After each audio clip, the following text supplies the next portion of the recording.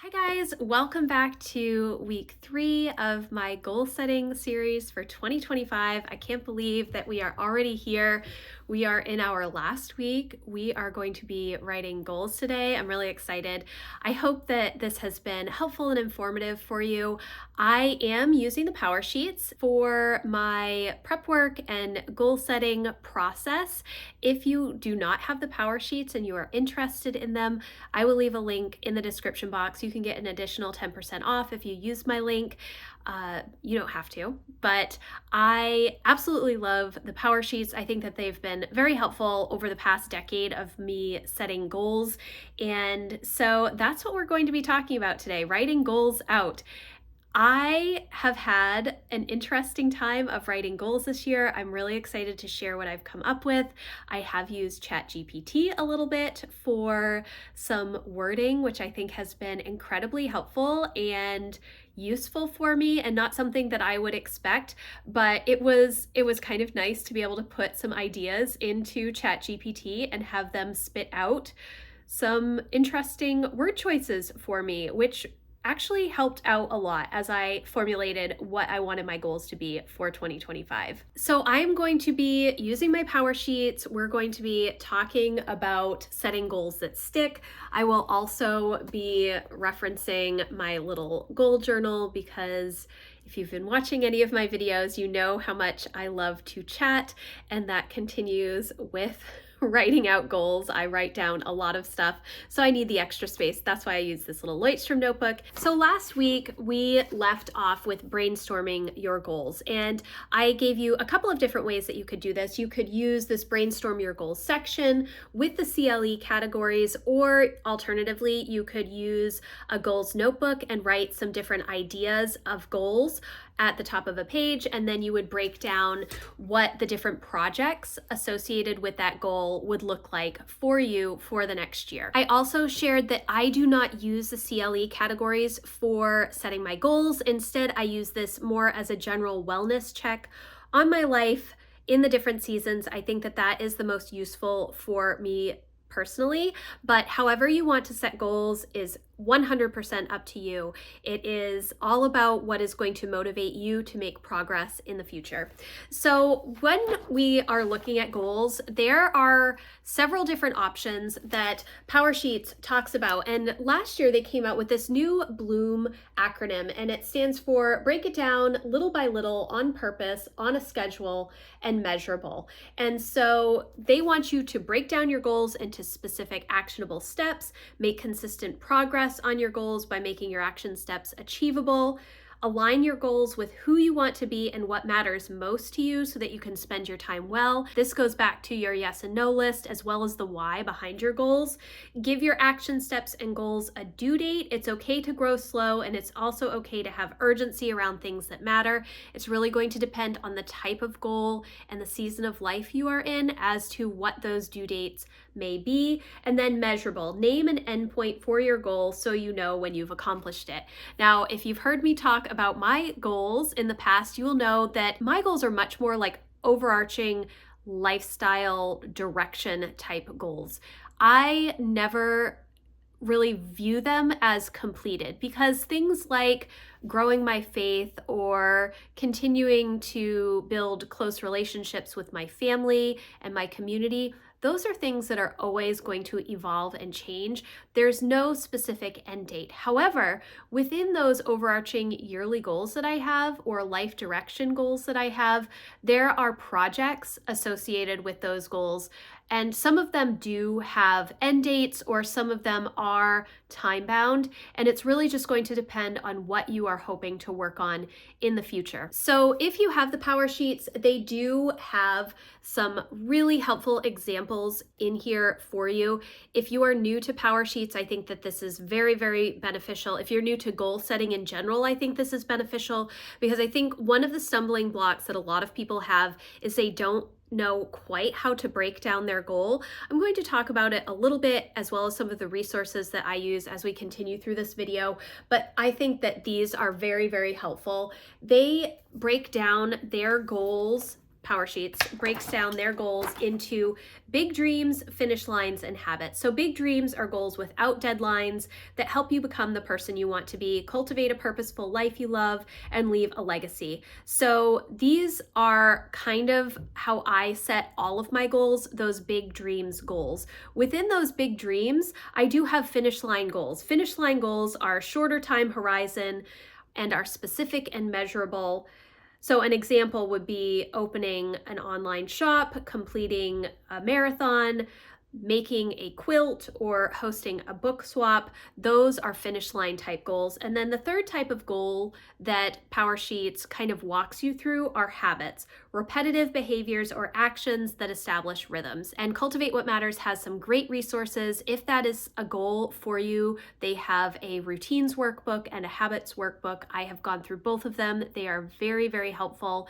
And in fact, I have a whole workshop on creating routines in my membership community. If you are interested in that, I will leave it linked in the description box for you. So you kind of have to go through your brainstorm and see what types of goals are you writing. Are you writing those big dream type goals, those overarching goals that don't necessarily have an end date? They're more relationally built. They are forward progress in a specific direction for your life. Do you have finish line goals where you know that you want to have X, Y, and Z done by certain points in the year? Or maybe it's a 3 or 5 year goal. That is also okay. Or is it a habit that you want to work on? I always have a habits and rhythms and routines goal, and it changes every year. I kind of tweak things depending on the season of life that I'm in, some of the different things that I may want to focus on. And so you will see that when I actually share my 2025 goals, I do have like an actual rhythms and routines goal, and that could fit into multiple CLE categories. That's kind of why I don't set my goals within the CLE categories themselves. So once you have your brainstorm, which hopefully you did last week, if you've not seen those first 2 videos, those will also be linked in the description box because those will be helpful for you to watch before this one. It's now time to write out your goals. And I think that this can be a little bit scary because you want to pick pretty words, you want to have the best wording that you can for what you are trying to accomplish, but it doesn't have to be super difficult. It does not have to be super long. Last year for 2024, one of my goals was embracing legacy, and that was the goal. And then within that goal, I had a bunch of different projects. There were a lot more breakdown pages and little checkpoints associated with that goal, but the goal itself was embracing legacy. This year, my goals are a little bit longer. Like I said, I used ChatGPT to kind of help me with my wording because I was kind of stuck this year, and it's okay to get help from another resource if you are stuck. So if you are stuck, put in some of your ideas. What are the things that you want to accomplish? What is your life going to look like when you finish those goals at the end of the year? Kind of plug in some of that stuff and let AI help you create some new goals. Now, I did go back and forth on whether the wording that ChatGPT gave me is the wording that I want to use. I haven't completely finalized it, but I like the feeling behind the words that I have written down. And so I think that it just gives you some more brainstorming ability. It gives you maybe some different words that you couldn't think of because you've been so focused on reflection or all of the projects that you want to do, and you're just not sure how to solidify that into one sentence or a few different words. So definitely use any tools that you can find, and that is a-okay. And there is, if you have the Power Sheets, there is, I don't know if you can see that or not, there's a little outline for a page flag, and I do use the color coding sticker book from Cultivate What Matters. I think there might be 10 different color choices that you can choose from for colors to color code your goals if that's something that you are interested in, you don't have to do that. I love to color code things. I like to be able to look at something and know exactly what that color designates. I do this for all of my planning. So when I see a particular color, I know which person in our family it is associated with. It just helps me keep things a little bit clearer in my mind. And when I'm looking for a particular person or a particular goal, I can see it very quickly because I've been using the same color choices for so long. It just helps me. But you don't have to. If that is something that you want to do, definitely do it, but don't feel obligated to do it. So once you write your goals, the next step is to start breaking them down. And this can be a little bit more challenging. Now, I did mention last week that I have my overarching goals, and I've also mentioned that this video as well. And then within those goals, I utilize the book, The 12-Week Year, and that is how I kind of set my goals. So I have these overarching goals, and then I choose 12-week projects. And some of the projects are not going to last me 12 weeks. Some of them are multi-step projects, and that is how I kind of work through my goals for each season. It gets a little bit dicey because I do not set new goals in December, and so my spring season is only 2 months. It really depends on the season of life that you're in, how you kind of manage your year as a whole, what outside commitments you have, as to how many projects you have in a current season or quarter. But that book, The 12-Week Year, is extremely helpful to help you focus and really narrow your focus onto the particular projects you need to start with. That's kind of the process that I am in right now. I'm still working on breaking down my projects and figuring out which ones are Q1 projects and which ones need to have Q1 projects finished before I can move on to them later on in the year.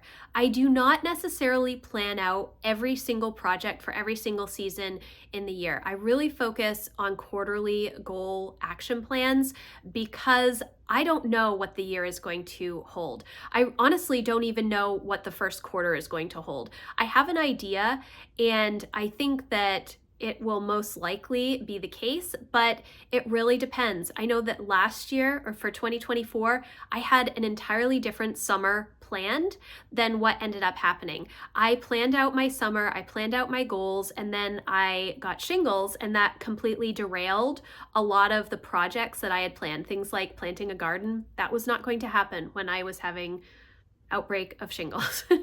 You know, some of the more adventurous things and getting out and doing a lot of stuff, I wasn't able to do that. I kind of had to pivot and focus more on rest. And that kind of changed how the rest of my year overall looked. I wasn't pushing so hard to get through some of these projects. And so that's kind of how things work. You know, when you are planning out today, well, you pretty much know what today is going to entail. But as you get further out time-wise, it's going to be harder for you to pinpoint exactly what you're going to be doing. So that's kind of how I start it. I have a list of projects. That brainstorm that we did under the CLE categories, I use my notebook. I brainstorm all of the different projects that I hope to accomplish throughout the year, but I don't plan for all of them in Q1. I revisit it regularly, and there are some things that I will cross off, and there are new things that may come up as I'm working through my projects each month and each quarter that I may not think of right in this moment, but then as I'm moving through the goal and I'm making progress, I realize, okay, there are a couple extra steps that need to be done, or, oh, this next step that I was going to try is no longer applicable. And so it's okay for you to not have the entire year planned out. I don't think it's realistic to know that. Now, it's different if perhaps you have a goal like you're moving, or you're going to have a baby, or you have some concrete things that are going to happen at some point in the future. That is different. That's not what I'm talking about. I'm talking more about, just life circumstances that may come up that you didn't think about or you're not prepared for, and that's okay. So you just need to have a little bit of grace for your planning if something changes or if you need to pivot as you are going. So We want to be really focused, but we also want to give ourselves a little bit more room in case we need it. So the next thing that you are going to do once you have written your goals is you are going to start breaking them down. And in the Power Sheets, there are these goal action plan pages, which are super, super helpful. I find them incredibly valuable. You're going to want to focus on this first page first, and you write your goal up at the top. And then you're going to say, why are you motivated to achieve that goal? What is the reason behind this goal? You need to have a why. It's important to have a why. It doesn't have to be super in-depth. It can be just, because I need to do this and it's going to bring more peace in my home. That's a great why. So why are you motivated to achieve this goal? Then you want to look at the resources that you are going to need to achieve that goal. Is it accountability? If it is, I would love for you to come check out my membership community. I will help you stay accountable to your goals. Is it emotional capacity? This past year, my Embracing Legacy goal was not just about scrapbooks and, making memories. It was also about dealing with planning for the future. It was also about going through old memories. Do you have enough emotional capacity to get through some of those types of projects? If you don't, maybe you need to adjust what that goal or what those projects are going to be.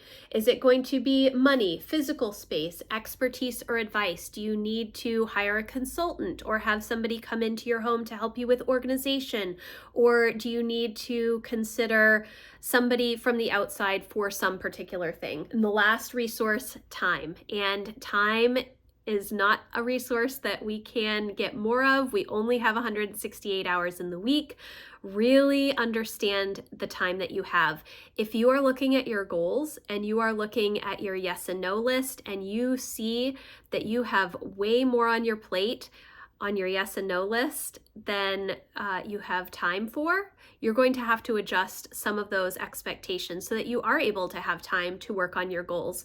You do not have to work only on goals, but you want to make sure that you take the time that you need to make progress. If you fill up your schedule so much and don't account for the time required to complete goals, you're not going to complete the goals and you're not going to understand why. So make sure that you are really focusing on how much time you have, the obligations and commitments that you've already made, and then understanding where there are places that you can take back some of your time or let go of some of your goals that require an enormous amount of time. You just have to make a choice, and it can be a good choice either way, but it is still a choice that needs to be made. Then you're going to write, what does success look like? What might get in the way? And how will you have fun with this goal along the way? And I think that this is very helpful. It kind of helps you to stay motivated. It helps you see where there are kind of checkpoints for that particular goal, fun things that you can associate with it. Maybe you have a finance goal, and then once you get to a specific savings point, you'll be able to take a little trip or, go out to a nice dinner or whatever it may be. Including some fun check-in points throughout the year is very, very helpful. So that's what you're going to do for each goal. And then on the other side of these goal breakdown pages, it breaks it into 4 seasons. And I think that that's very helpful because, like I said, I do not set goals in December, new goals. And I do have projects that I'm working on, but they are the traditions and projects that I work on every December. So it's not necessarily a goal. It's just part of my life. And I know that I don't have time for extra things during that month. So you can, write out some ideas for the different seasons. It's okay to do that. Even though I said, don't plan out your entire year. If you are looking at the different projects and, you may have some projects like summer gardening projects. For me, I would not put that necessarily in season 3 because that's when we're harvesting. So I would need to put them in season 1 and 2. Season 1 is planning and season 2 is planting. And then season 3 is harvesting and season 4 is just, putting everything to bed. You're kind of just resting at that point. That's kind of how gardening season works. So it just depends on the goal. You can write some different project ideas. You may see as you've brainstormed where you have to complete projects 1, 2, and 3 before you can get to 4, 5, and 6, and you may have an understanding of when those times roughly might be. But when you are working through your goals, you may end up only doing projects 1 and 2, and even though you have 4, 5, and 6 on season 2, you still need to get to project 3 before you can get to 4, 5, and 6. So you might have to adjust things. Alternatively, you could be super productive and get through projects 1 through 5 in season 1 because you have all of that new year energy to get through things. And then you will have to adjust the rest of the seasons and the projects because you'll be able to move them up. Or you may not want to, and you may want to come up with something different. So that's the next step, is to start breaking down your goals into those projects. Again, I definitely recommend reading through the book, The 12-Week Year. It really helps you narrow down your focus onto what matters most right now and what the next steps are. So thank you guys so much for watching. I hope that this series has been helpful for you. I can't wait to share my own goals. I am still working on them, so it will be hopefully by the end of the year I will have all of my goals situated and ready for you. Although I have mentioned this in a few different vlogs that I've been sharing my goals since 2012 on my website, Townsend House, and before that, I used to do that on my old blog, starting in around 2007, and I would always share my goals in the middle of January because that's when I had them completed. I would spend New Year's Eve thinking about a reflecting on the year, answering my reflection questions, and just getting a good understanding of how the past year went, the challenges, the successes, the good and the bad, things that I may want to change. And then I spent New Year's Day, and usually like that first week in January, figuring out all of the projects that I wanted to work on in the new year. You do not have to start your goals on the 1st. You do not have to have everything completed, early. Like I have been doing these videos all in the month of December, but if you don't set your goals until January 6th, that is totally okay. And in fact, I will not be starting my 2025 goals until January 6th because of the way that Christmas and New Year's fell this year, and just wanting to spend a little bit more time leaning into traditions in the season with my kids. I knew I wasn't going to be ready on December 30th to start on a Monday, or even on the 1st, which is a Wednesday, and that's okay. It does not have to be a specific day that you start. You don't have to have everything done before 2024 ends. And so I just want to give you permission. If you're stressing out a little bit, don't. It is okay. You can move slowly. And in fact, that is going to be one of the goals for me this year, is to just move a little bit slower, rest a little bit more, and I'm really looking forward to it. So again, thank you guys so much for watching. If you have questions about anything that I talked about, please let me know in the comments, or you can email me. My contact form is always in the description box. Again, if you are looking for more accountability with your goals, or you want more help and encouragement around home and homeschooling, I would love for you to come check out my membership community. That link is always in the description box as well. If you like this video, please give it a thumbs up, and I will see you in the next one. Thanks, guys. Bye.